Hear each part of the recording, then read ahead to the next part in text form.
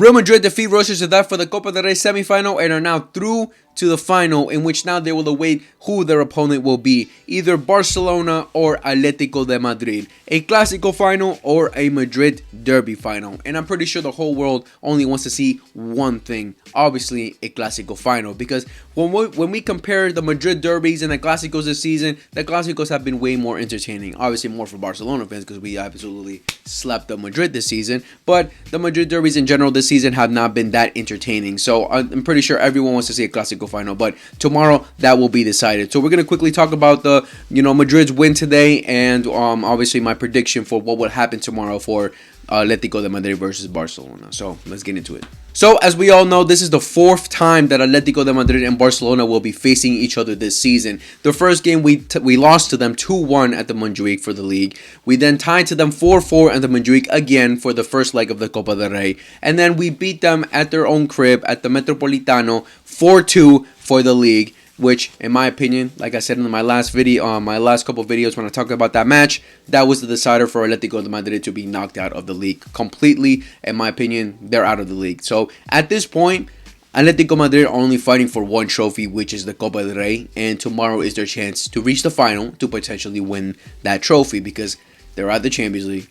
At the league, I already said, they're pretty much out of it. So the Copa del Rey is their last chance to leave this season with some type of success, right? So now we're gonna face them for the fourth time, and again at the Metropolitano for the second leg of the Copa del Rey. Obviously with a 4-4 aggregate, but let's be honest, that's basically 0-0. It's basically like that first leg didn't even happen, because we're going into the second leg with a clean slate. Everyone has an opportunity, no one has an advantage. So obviously, it's going to be a little bit more difficult for Barcelona because they're going away. Even though we already proved that we can beat them at their crib, it's still going to be a difficult match, because Atletico Madrid, as much as I don't rate them this season, as much as I despise how they play football, they're still a difficult side, especially when they set up their plan of defending for most of the game and trying to hit you on the counterattack. And obviously, this season, they've found some ways to get through our high line, which is something we've seen. It's been evident in the last couple of games where they've exposed us a couple of times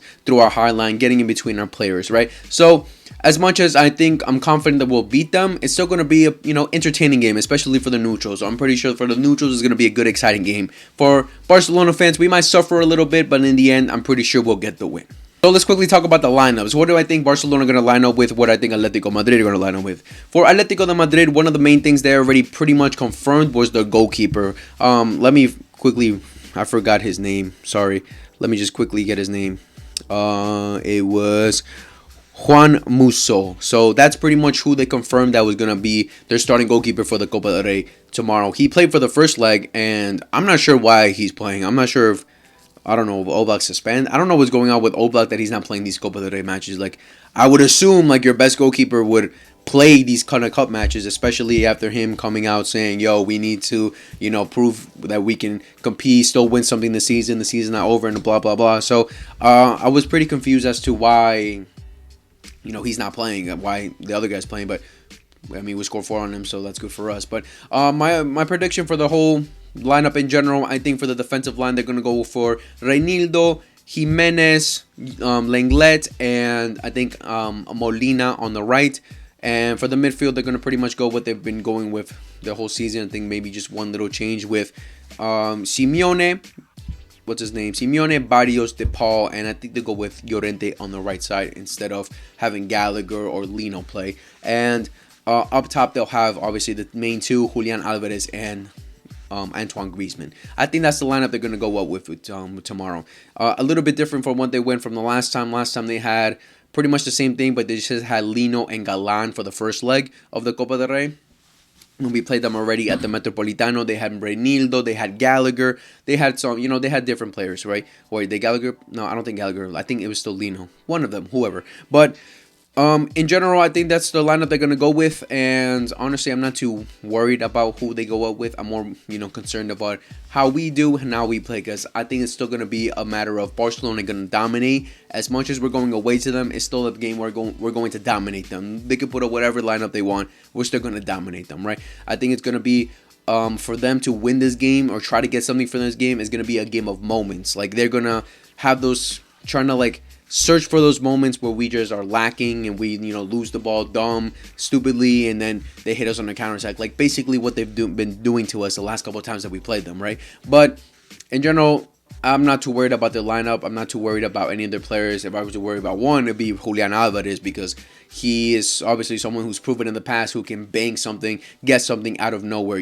be that difference maker that Atletico Madrid could potentially need in a game when they're playing like complete dog shit, like we saw in the Champions League against Real Madrid, where he scored a banger, but besides that, Atletico Madrid were awful, right? But yeah, that's what I think they're going to go up with. For Barcelona's then, I think it's going to be pretty predictable of what we're going to go up with Szczesny and goal, 100%, no change there. Backline of Jules Koundé, Cubarsí, Inigo Martinez, and Alejandro Balde. Midfield of Pedri, Frankie, and I think it's going to be Gavi playing as the 10.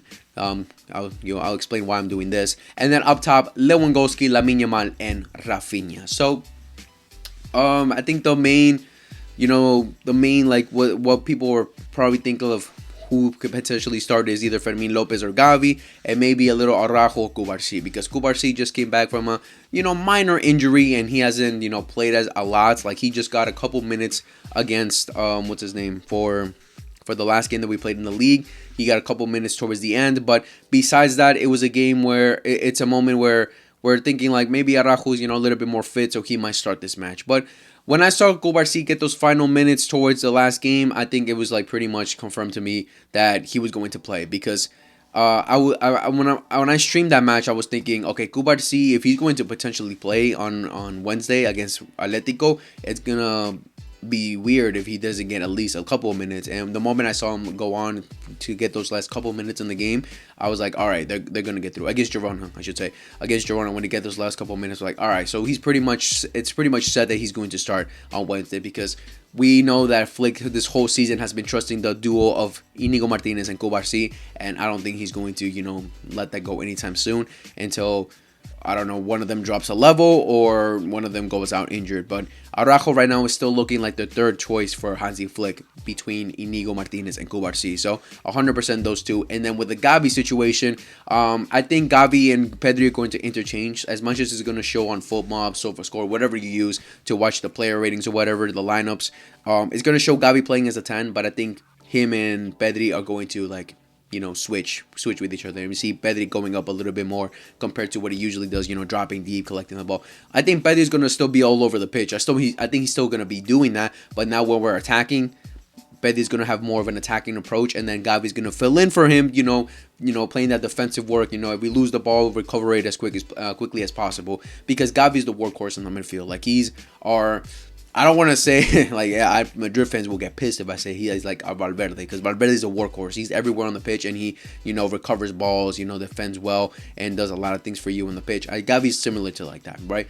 But obviously not at the same level as Valverde this season, because Valverde has been outstanding. Gavi's still slowly getting back to the Gavi that we all loved, but Gavi's still a workhorse and will do as much as he can on the pitch for you. Like when it comes to recovering balls, attacking, being secure on the ball, he offers you that. So giving the chance for Pedri to go up forward a little bit more, because Pedri's been the difference maker for us when it comes to playing Atletico Madrid. We've seen him score against them. We've seen him get assists. Like he's been incredible when it comes to playing against Atletico Madrid. When we lost the 2-1 in the Montjuic, he was the best player on the pitch. He's the one that scored the bang, the golazo, right? But so Pedri 100% has to be involved in every aspect of our attack. Has to be the person dictating our attack through the middle at least, because he's just that good, right? And up top is obviously going to be exactly the same. Lewandowski, having that confidence after scoring 2 against Girona. Obviously was fiending for that hat-trick, but he unfortunately couldn't get it.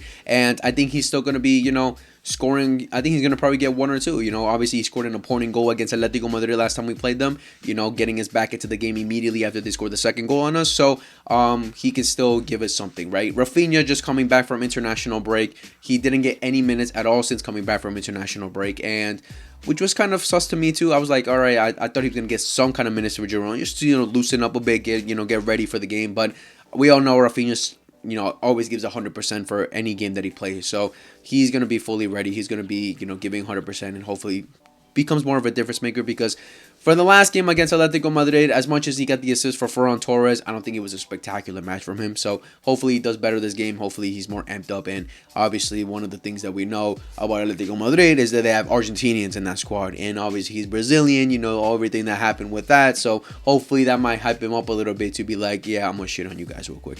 Well, who knows. But obviously the guy on the right now, Lamine Yamal, the difference maker, who's been a key difference makers. We saw when we lost to them 2-1 that Lamine Yamal was one of the players that was desperately missing. On the 4-4 tie, he was a difference maker. In the 4-2, he was a difference maker. So we're gonna expect the same thing. He's going to be a difference maker for this game against Atletico for the second leg. So I'm so confident that we're gonna win this game. I think Atletico Madrid this last couple of weeks have been going in a downhill slope. Like they've been dropping points in the league. They got knocked out of the Champions League. They lost against their another rival, Barcelona, for the league. They just been off it. They've been completely off it, and I think that mentality is just still there, where they're just not that confident to get a win over the big boys like they have with Barcelona and Madrid this season. But one of the things I saw on Twitter was that Atletico Madrid were trying to probably going to go more of an attacking approach. You know, obviously they're rumors. You never know if they're true, but I wouldn't like completely discard it just because Atletico Madrid, the last couple of times they played in front of their fans against the big boys like Real Madrid and Barcelona, they played terrible, bro. All they did was defend. Like, you as a fan don't want to go at home, watch your team defend for 90 minutes and just hope something happens. I've said this before about Atletico Madrid. One of the main negative things under Simeone is the fact that they wait for something to happen rather than them create something for themselves. They wait for us to make a mistake. They wait for, one little moment to go and try to get something, instead of creating it themselves with good pressing or, trying to be on the front foot as much as possible. No, they just wait, defend, and wait for a little counterattack. That's how they've been against us, so... I think it's going to be the same situation. If they try to go for an attacking approach, I think it's going to be more beneficial for us because they're going to give us a lot more space to work with. They're going to give us, a lot more chances to create because Atletico Madrid are very wasteful going forward as well. As much as they're clinical, at times, they're very wasteful as well. So, if they're very wasteful again, trying to go for an attacking approach, then we're going to immediately hit them in the counter because we're not as wasteful as we've been in the past. When we have Rafinha, Lewa, Lamine, we're not going to be wasteful. So if they try to go for that attacking approach, I think we're going to smoothly get the win. Obviously, one of the main things that I'm worried about, or not worried but concerned, is obviously how we play, how we approach the high line, how we approach the situations in which Atletico Madrid try to play these 1-2s go. That's been one of the things that we've been exposed with Atletico Madrid. They play the 1-2 when they get in between our lines, they get it behind the defenders, we completely forget about them, and they hit us on a counter attack. We saw it the last time we played them at their crib when they got the Sorloth goal, right? But we just gotta be on top, be on it 100%, not lose the ball stupidly. If we lose the ball, it be because of a chance that we try to create shooting or trying to score a goal, not because we made a flimsy pass and then boom, they hit us, right? So that's the only thing I'm really worried about. But besides that, I'm confident that every single player will step up and do amazing, like Frankie, Gavi, Pet. I think in general we're going to win this game. We're going to be the better team, and hopefully we don't just bottle it. That's the main thing. I hope we just don't bottle it, and hopefully we see another Clásico final. My score prediction will now be, I think they will get at least one goal. I think they will. I don't know why, because these last couple games have not been, both teams have scored, basically. So if you want to put a bet, not financial advice by the way, you could pretty much guarantee that both teams are going to score. I don't know why. We just been giving them stupid goals the last couple of times we play them, and we might see it again, right? So at least one little stupid goal to give them. But I think a little 3-1. I think we'll beat them 3-1. I think Lewo for sure will score. I think Lamine for sure will score, and I'm giving it to Pedri. Best midfielder in the world, will score too. And for their end, a little own goal from Araujo or something when he comes in. No, I'm kidding.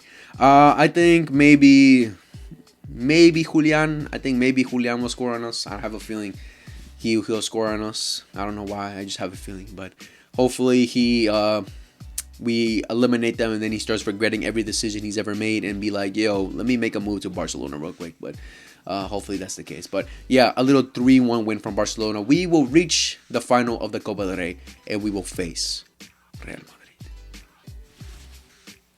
Now let's quickly talk about the Real Madrid versus Real Sociedad game. So I watched the game. I missed a little bit of the first half. I saw the goals, but then I missed a little bit like towards the end of the first half. But I watched the second half and then I watched the extra time.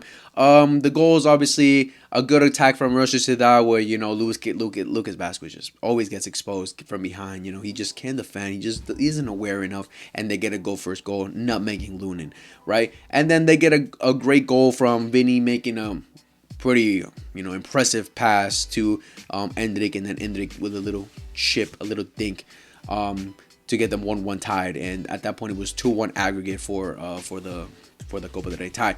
And then they go into the second half. Real Sociedad start stepping it up a little bit, start getting some momentum to try to get some goals. They get some pretty lucky goals, some pretty fortunate goals for sure. I think it really came down to luck for Real Sociedad, but at the same time, it just came down to how awful Real Madrid were defending. And then, so at one point of the game, they go 3-1 up, Real Sociedad. I'm like, what the hell? There's no way this is happening, right? And then immediately, Real Madrid respond. Like, they respond immediately. They literally just respond immediately. And I'm like, how is this possible, bro? You guys just literally scored the third goal to go up, and all you had to do at that point was defend for your lives. But for some reason, they just started to just keep the same game plan, attack, try to get another goal, instead of, being, deciding as a team, yo, guys, let's just defend for our lives. They just still trying to keep the same rhythm, the same things that they were doing throughout the whole game, trying to get the tie in the first place.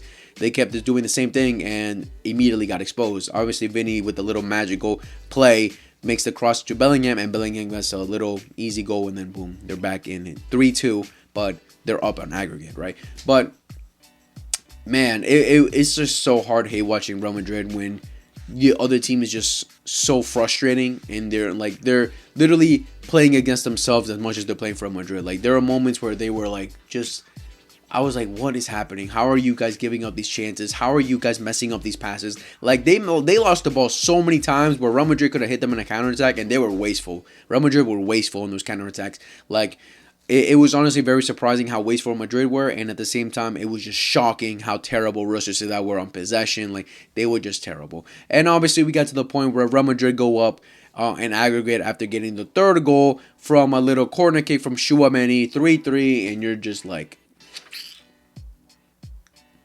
it's over. They did it again. When the odds are looking against them, they did it again, and they make the comeback. Obviously, not winning the game in the whole 90 minutes, beating Sociedad in a real game, but an aggregate they're through, right? And I'm like, Jesus, bro, you guys did it to yourself. You guys did it to yourselves, especially from corner kicks. Like, corner kicks, Real Madrid have not been amazing this season, and they get that goal, and I'm like, and their goalkeeper, Real Sociedad's goalkeeper, was pissing me off too, because he made some, attempted some stupid saves, and yeah. But and then out of nowhere, Real Sociedad got a little free kick towards the end of the game, and from Camavinga fouling Kubo, and then boom, Sergio Gomez, who I think was a very difference maker when he came on.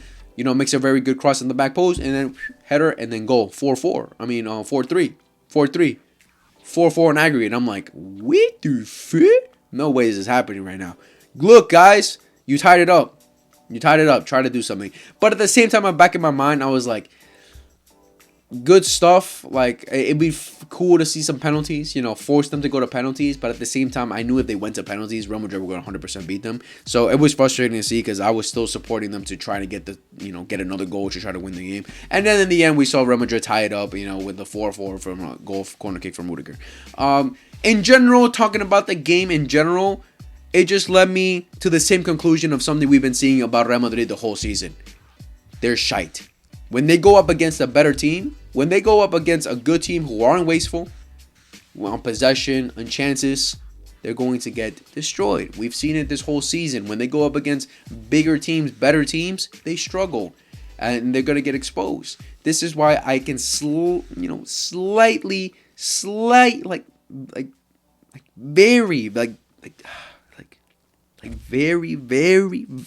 very low of the lowest key, cited to our Arsenal beating Real Madrid. I think because Arsenal are a little, they're obviously better tactically. They're better, as a football team, as a unit, they play good football, right? Obviously, today we just saw Gabriel Magalhaes get injured, so I don't know. That's a major downfall for them. But I could see Arsenal beating them because Arsenal are a very compact team. They play good football. They know they have a system. They know how they want to play. They know how they want to attack. And defensively wise, obviously Gabriel Magalhaes being a major miss now. Defensively wise, they're still very good, right? So I think they could definitely expose a lot of weaknesses from Real Madrid. Again, it came down to moments of magic, moments where players step up rather than Ancelotti putting up a masterclass. Ancelotti giving some good instructions. No, it came down to Vinny. It came down to Bellingham. It came down to moments where Real Madrid got the win. Not because they had a brilliant, excellent executed game plan. No. And that's something we've been seeing under Ancelotti this whole season. And I think now when they go up against more a competent team, a team that have a plan, they'll struggle and they'll lose. That's my opinion. So that's why I can edge it a little bit to Arsenal. But Arsenal, we know they're bottlers, bro. We know they're bottlers. So who knows? I'm gonna be an Arsenal fan that day, but it's hard. I have some Arsenal friends, Arsenal fan friends, and I can see the pain in their eyes sometimes. So I might experience that when we see the first leg at the Emirates. But who knows? But again, Real Madrid through the final, cool. But I think if they face Barcelona in the final, we'll handle them. We'll expose them and we'll beat them yet again in another final. If they go against Atletico Madrid, like if Atletico Madrid somehow beat us and get to the final, then Real Madrid are gonna win the Copa del Rey because Atletico are just bottlers. But yeah, in general, that's my whole opinion of what I think is going to happen for tomorrow for Barcelona versus Atletico Madrid, and a little bit of my thoughts for this rushes that very quickly talking about the rushes that Real Madrid game. But yeah. Man, I'm excited. I'm 100% excited, and I'm confident that we will get the win and we will reach the final of the Copa del Rey. Barcelona versus Real Madrid for another final in 2025. And potentially the Champions League final later on. Who knows? But yeah, let me know what you guys think down in the comments below. Who do you guys think will win for Atletico Madrid versus Barcelona? Who will meet Real Madrid in the final? And do you think Real Madrid deserve to go into the final for this leg of beating Real Sociedad, or did they get lucky in the end? Who knows? But and then in the end, let me know who do you guys think is going to win the Copa del Rey in general. But yeah, leave all those comments down below. Make you already know what to do. Subscribe, like, favorite, share to your friends that love football, that love Barcelona, hate Madrid, or love Madrid, whatever. But yeah, I'll see you guys tomorrow, where I will upload either a happy reaction or a pissed off reaction of either beating Atletico or getting knocked out to Atletico. We'll see what happens. But much love. I'll see you guys, and peace.